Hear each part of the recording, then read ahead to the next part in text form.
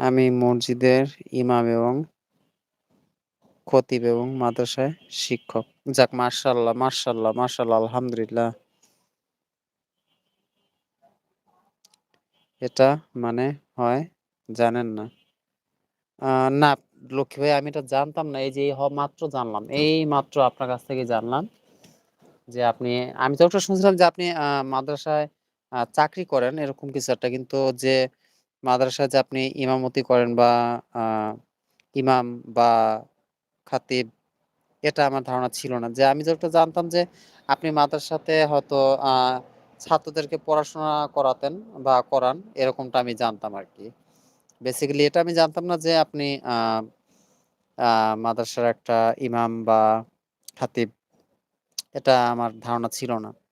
এখন বলাতে আরকি বুঝতে পারলাম।